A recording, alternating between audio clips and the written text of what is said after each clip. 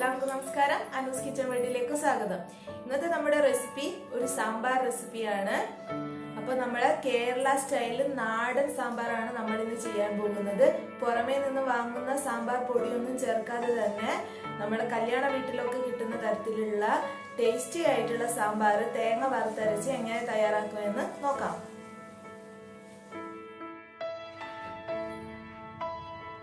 ഇപ്പം നാടൻ സ്റ്റൈലിലുള്ള തേങ്ങ വറുത്തരച്ച് സാമ്പാർ ഉണ്ടാക്കാൻ വേണ്ടിയിട്ടുള്ള ചേരുവകൾ റെസിപ്പീസ് എന്തെല്ലാമെന്ന് നോക്കാം. നമുക്ക് പച്ചക്കറി വേണം. ഇപ്പം ഞാൻ എടുത്തിട്ടുള്ളത് ഇതുപോലെ കട്ട് ചെയ്ത് വെച്ചിട്ടുണ്ട്. മുരിങ്ങയാണ്, ഇതിപ്പോൾ ഒരു വലിയ മുരിങ്ങയാണ് ഞാൻ എടുത്തിട്ടുള്ളത്.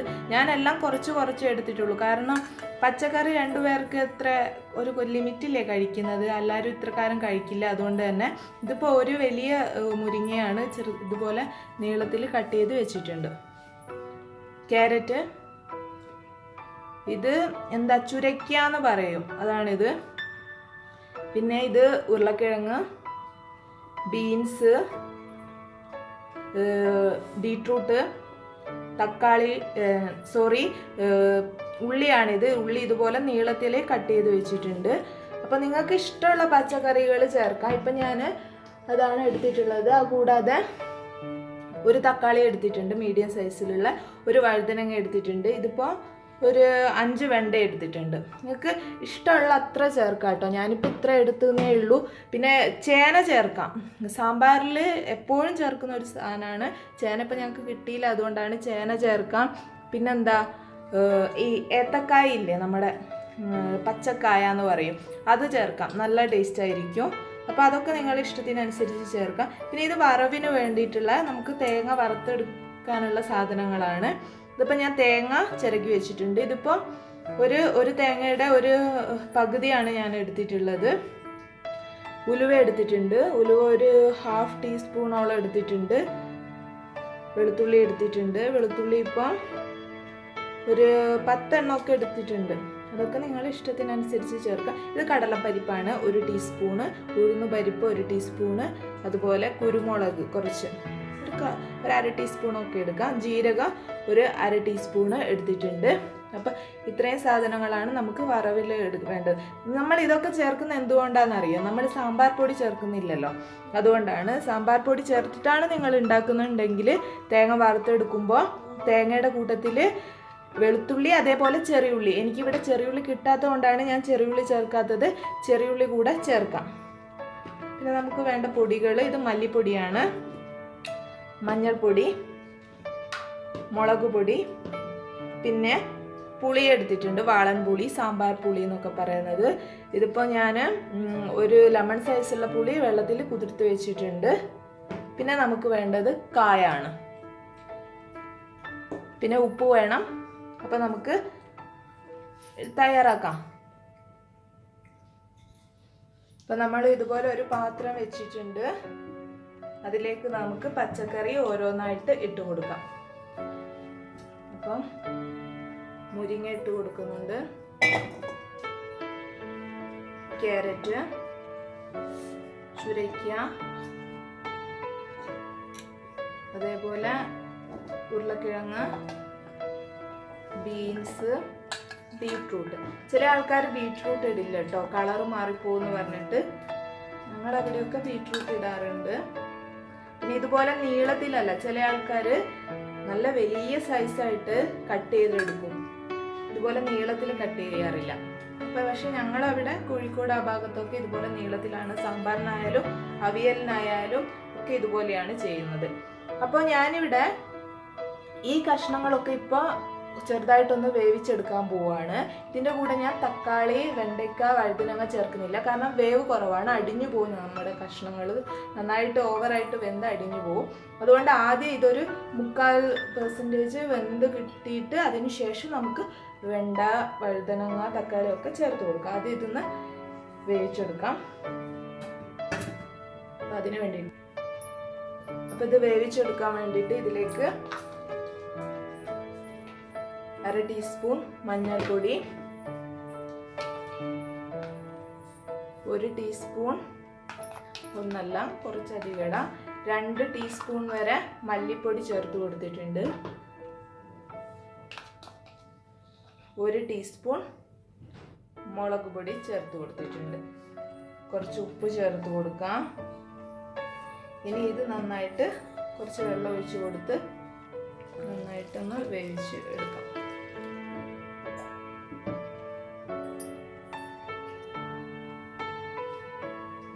അപ്പോൾ നമ്മുടെ പച്ചക്കറി വേവാനായിട്ട് നമ്മൾ അടുത്ത അടുപ്പിലേക്ക് മാറ്റി വെച്ചിട്ടുണ്ട്.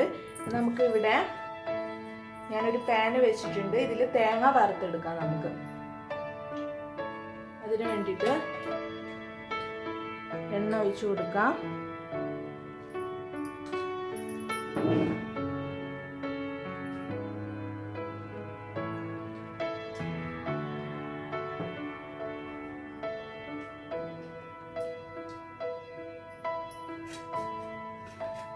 എണ്ണ ചൂടാവട്ടെ.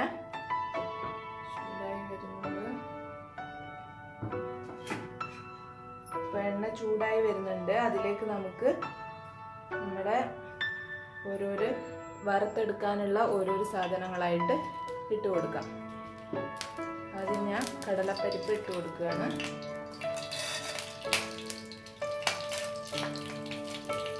കടലപ്പരിപ്പ്,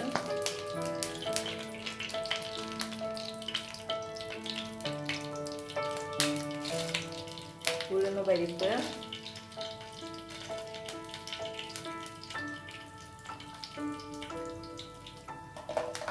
വെളുത്തുള്ളിയാണ്, കുരുമുളക്, ജീരകം, ഉലുവ ചേർത്ത് കൊടുത്തിട്ട് നമ്മുടെ തേങ്ങയും കൂടെ ചേർത്ത് കൊടുക്കാം.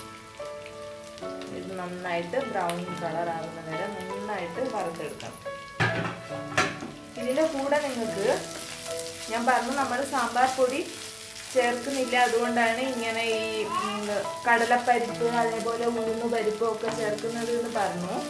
അപ്പോൾ ഈ തേങ്ങ വറുത്തെടുക്കുന്ന അതേ സമയത്ത് നമ്മുടെ മല്ലി ഉണ്ടാവില്ലേ, ഹോളായിട്ട് മല്ലിപ്പൊടിയെല്ലാം ഹോളായിട്ട് കിട്ടുന്നത്, അത് ചേർത്ത് കൊടുക്കാം. അതേപോലെ തന്നെ നമ്മൾ റെഡ് ചില്ലി ചേർത്ത് കൊടുക്കാം. അപ്പം ഞാനിപ്പോൾ ചേർത്ത് കൊടുക്കുന്നില്ല. ഞാനിപ്പോൾ ഈ തേങ്ങ ഒന്ന് ഫ്രൈ ആയി വന്നതിന് ശേഷം ഞാൻ മുളക് പൊടിയും അതേപോലെ തന്നെ മല്ലിപ്പൊടിയും ചേർത്ത് കൊടുക്കാൻ പോവാണ്. അങ്ങനെയാണ് ഞാൻ ഇപ്പോൾ ചെയ്യുന്നത്. അപ്പം ഇതിന് നന്നായിട്ട് ക്രിസ്പിയായി വരണം, തേങ്ങ ബ്രൗൺ കളറായിട്ട് വരണം. ഇതുവരെ വഴറ്റി കൊടുക്കാം. അതിലേക്ക് നമുക്ക് കറിവേപ്പിലയും കൂടെ ചേർത്ത് കൊടുക്കാം. ചെറിയുള്ളി ചേർത്ത് കൊടുക്കാം കേട്ടോ. ചെറിയുള്ളി കുത്തുകയാണെന്നുണ്ടെങ്കിൽ ചെറിയുള്ളി ചേർത്ത് കൊടുക്കാം, നല്ല ടേസ്റ്റ് ഉണ്ടാവും. അപ്പം ഞാനിപ്പോൾ ചേർത്ത് കൊടുത്തിട്ടില്ല, ഞങ്ങൾക്ക് ഇവിടെ കിട്ടാത്തതുകൊണ്ടാണ്. നന്നായിട്ട് ഫ്രൈ ആയിട്ട് വരട്ടെ. അപ്പോൾ ഇവിടെ നമ്മുടെ കഷ്ണങ്ങൾ, പച്ചക്കറി കഷ്ണങ്ങൾ ഒരു 70% ഒക്കെ കുക്കായി വന്നിട്ടുണ്ട്. അതിലേക്ക് നമുക്ക് നമ്മൾ മാറ്റി വെച്ചിട്ടുണ്ടായിരുന്ന കഷ്ണങ്ങൾ, അതായത് വഴുതനങ്ങ, വെണ്ടയ്ക്ക, തക്കാളി ചേർത്ത് കൊടുക്കാം. ഞാൻ ഇൻഗ്രീഡിയൻസ് പറയുമ്പോൾ 2 കാര്യങ്ങൾ വിട്ടുപോയിട്ടുണ്ടായിരുന്നു. പച്ചമുളക് ഞാൻ പറഞ്ഞിട്ടുണ്ടായിരുന്നില്ല. ഇപ്പോൾ 4 ചെറിയ പച്ചമുളക് ഇതുപോലെ കീറി ഇട്ട് കൊടുക്കാം. അതിൻ്റെ കൂട്ടത്തിൽ തന്നെ പറയാൻ വിട്ടുപോയിട്ടുള്ള ഒരു കാര്യമാണ് പരിപ്പ് വേവിച്ച് വെച്ചിട്ടുള്ളതാണ്, അതും കൂടെ ചേർത്ത് കൊടുക്കാം. പരിപ്പ് ചേർത്ത് കൊടുക്കുന്നത്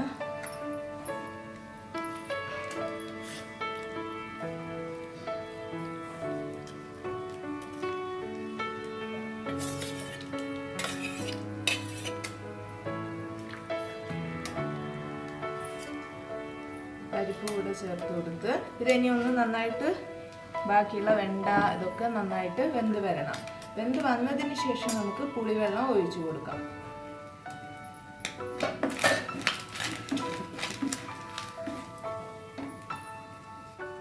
ഒരു സൈഡിൽ കഷ്ണങ്ങൾ വേവാൻ വേണ്ടി വെച്ചിട്ടുണ്ട്, വെന്ത് വരുന്നുണ്ട്.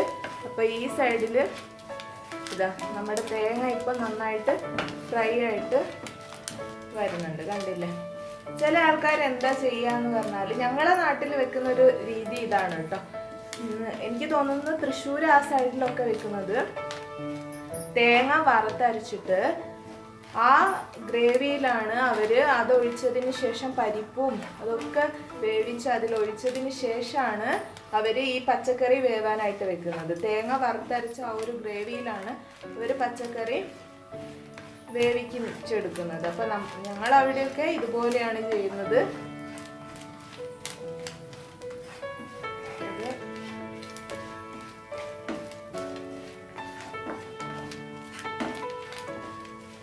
ഏകദേശം ഒന്ന് ഫ്രൈ ആയി വന്നിട്ടുണ്ട്, കളറൊക്കെ മാറി വന്നിട്ടുണ്ട്. കുറച്ചുകൂടെ ഒന്ന് വെയിറ്റ് ചെയ്യാം നമുക്ക്. അപ്പം നമ്മുടെ തേങ്ങ ഇപ്പം നന്നായിട്ട് ഫ്രൈ ആയി വന്നിട്ടുണ്ട്. ഇനി നന്നായിട്ട് സിമ്മിൽ വെച്ചതിന് ശേഷം നമുക്ക് ഇതിലേക്ക് ഒരു 1.5 ടീസ്പൂൺ മല്ലിപ്പൊടി ചേർത്ത് കൊടുക്കുക. കരിഞ്ഞു പോവാതിരിക്കാൻ ശ്രദ്ധിക്കുക. അതിൻ്റെ കൂട്ടത്തിൽ തന്നെ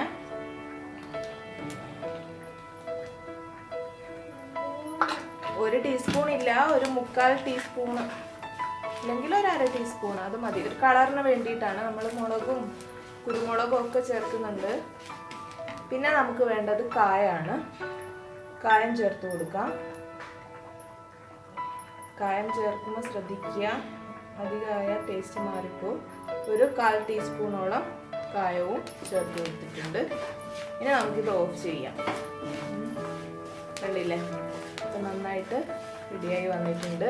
ഇനി ഇത് തണിഞ്ഞ് ചൂട് നന്നായിട്ട് ആറിയതിനു ശേഷം മിക്സിയുടെ ജാറിലിട്ടിട്ട് ഒന്ന് അരച്ചെടുക്കുക. അരച്ചെടുക്കുമ്പോൾ ആദ്യം വെള്ളം ഒഴിക്കാതെ ഒന്ന് ക്രഷ് ചെയ്തതിന് ശേഷം ഇത് നന്നായിട്ട് പൊടിഞ്ഞ് വരും. അതിന് ശേഷം വെള്ളം ഒഴിക്കാതെ അരച്ചെടുക്കുകയാണ് പണ്ടൊക്കെ ചെയ്യുന്നതെന്ന് പറയുന്നത്. അമ്മിക്കല്ലിട്ടിട്ട് വെള്ളം ഒഴിക്കാതെ, അതാകുമ്പോൾ കൂടുതൽ ടേസ്റ്റാണ്. നമുക്കിപ്പോൾ മിക്സിയിലാവുമ്പോൾ വെള്ളം ഒഴിക്കാതെ അരച്ചെടുക്കാൻ കഴിയില്ലല്ലോ. അപ്പോൾ നമുക്ക് അങ്ങനെ ചെയ്യാം. നന്നായിട്ട് ആറി വരട്ടെ. നമ്മൾ പീസസ് ഇവിടെ ഇപ്പം നന്നായിട്ട് വെന്ത് വന്നിട്ടുണ്ട്. ഇടയ്ക്ക് പാത്രം ഒന്ന് മാറ്റി കൊടുത്തിട്ടുണ്ടായിരുന്നു. എന്താ വെച്ചാൽ അതിൽ കൊള്ളില്ലല്ലോ. അതുകൊണ്ട് നമുക്ക് പുളിവെള്ളം ഒഴിച്ചു കൊടുക്കാം.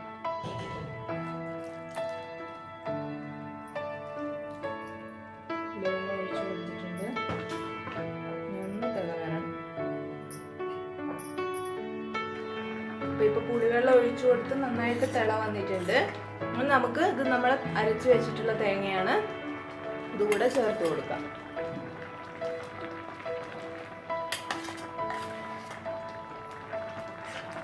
നന്നായിട്ട് മിക്സ് ചെയ്ത് കൊടുക്കാം. വേണമെങ്കിൽ ഈ സമയത്ത് വെള്ളം ചേർത്ത് കൊടുക്കാം, കാരണം കുറച്ച് തിക്കാകാനുള്ള ചാൻസ് ഉണ്ട്. തേങ്ങയിൽ നമ്മൾ ഉഴുന്നിട്ടിട്ടുണ്ട്, പരിപ്പുണ്ട്, അതുകൊണ്ട് കുറച്ച് തിക്കാവും നമ്മുടെ സാമ്പാർ. അതുകൊണ്ട് കുറച്ച് വെള്ളം ഒഴിച്ചു കൊടുക്കാം. അപ്പം നമ്മുടെ സാമ്പാർ ഇപ്പം റെഡിയായി വന്നിട്ടുണ്ട്. ഞാൻ ഇടയ്ക്കൊന്ന് ഉപ്പ് നോക്കി, ഉപ്പ് കുറച്ച് കുറവായിരുന്നു, ചേർത്ത് കൊടുത്തിട്ടുണ്ട് കേട്ടോ. കണ്ടില്ലേ, ഈ ഒരു കൺസിസ്റ്റൻസിയിൽ വാങ്ങി വെച്ചാൽ ഇനി ഇത് ഇരിക്കും തോറും കുറുകി വരും. അതുകൊണ്ട് ഇതുപോലെ കുറച്ച്, ഇപ്പോഴേ തിക്ക് ഗ്രേവിയാണ്, കണ്ടില്ലേ, നല്ല തിക്കാണ് ഗ്രേവി. അപ്പോൾ നമുക്കിത് ഓഫ് ചെയ്യാം. കുറച്ച് കറിവേപ്പില ചേർത്ത് കൊടുക്കുക. ഇനി ഇത് വറവിട്ട് എടുക്കാം. ഇതിന് മാറ്റി വെച്ച് വറവിടാം.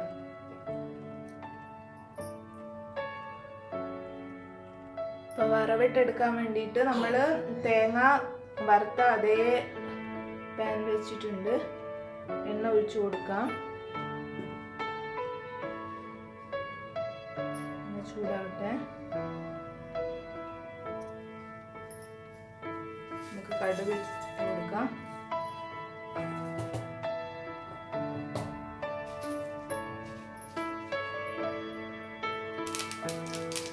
കടുക് പൊട്ടി വരുന്നുണ്ട്. നമുക്കിനി പച്ചമുളക് ചേർത്ത് കൊടുക്കാം. ഇതിൻ്റെ കൂടെ തന്നെ കറിവേപ്പില. ഞാൻ പറഞ്ഞു, ഇപ്പം ഈ വറവിടുന്നതിൻ്റെ കൂട്ടത്തിൽ ചെറിയുള്ളി ഉണ്ടെങ്കിൽ അതും കൂടി ചേർത്ത് വറവിട്ട് കൊടുക്കാം കേട്ടോ.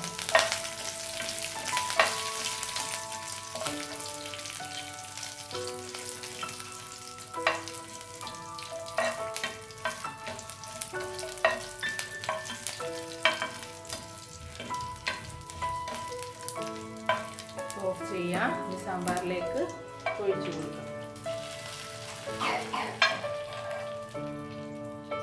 അപ്പോൾ സാമ്പാർ വറവിട്ട് എടുത്തിട്ടുണ്ട്, കണ്ടില്ലേ. നമ്മൾ സാമ്പാർ ഇപ്പം ഇവിടെ റെഡി ആയിട്ടുണ്ട്.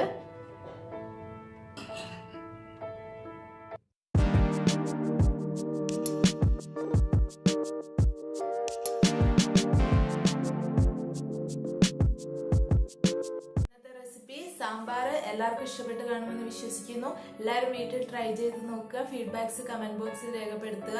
അപ്പോൾ ഈ വീഡിയോ ഇഷ്ടമായിട്ടുണ്ടെങ്കിൽ ലൈക്ക് ചെയ്യുക, ഷെയർ ചെയ്യുക. കൂടാതെ ഇതുവരെ സബ്സ്ക്രൈബ് ചെയ്യാത്ത ആൾക്കാർ സബ്സ്ക്രൈബ് ചെയ്യാനും മറക്കരുത്. Thanks for watching the video.